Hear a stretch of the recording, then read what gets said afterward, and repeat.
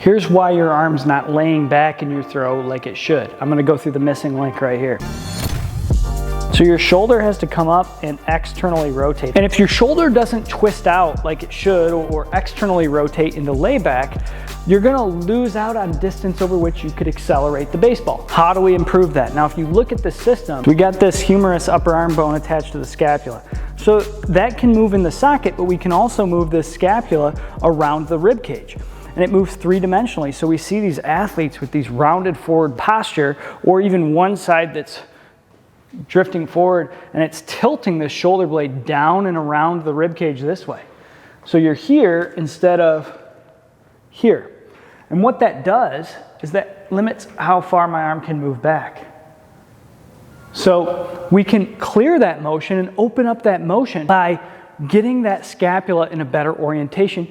And so I'm going to actually show you 2 exercises that you can do to start working on this today. So one of the things we need to do is teach that shoulder blade to get together, back, and down. Now this is a difficult thing, but once we can train that down, back, together, and tilted position of that shoulder blade, basically where I've got my shoulder here, I'm gonna come into that external rotation position, grab my cable column unit here, get into that full ER position, the ribs are locked in, and then I'm gonna eccentrically control that down without letting my arm fall forward.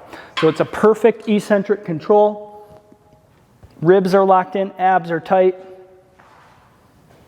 And I come into internal rotation, pull it back, eccentric control without letting the shoulder blade pop off the rib cage at all. If you see that, you've lost the exercise.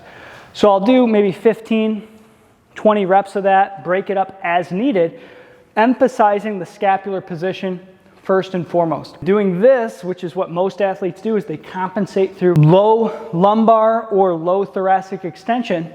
And to get into that, T12 extension position, you've moved the rib cage this way.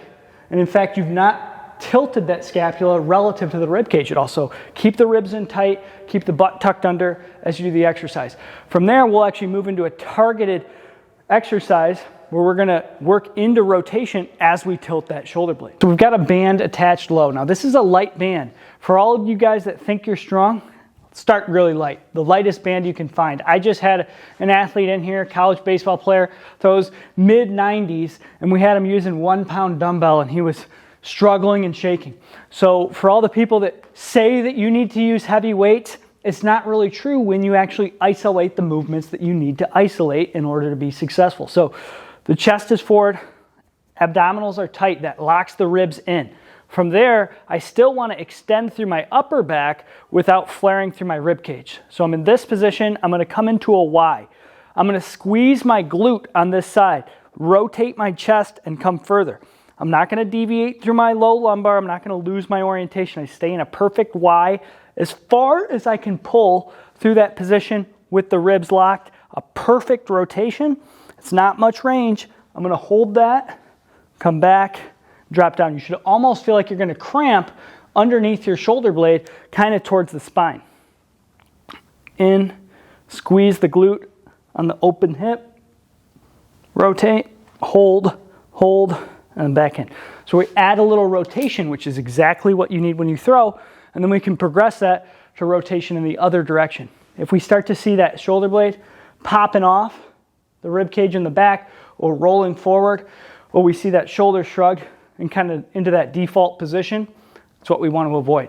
If you need help with this, we see athletes in physical therapy every single day, and then we see them after therapy.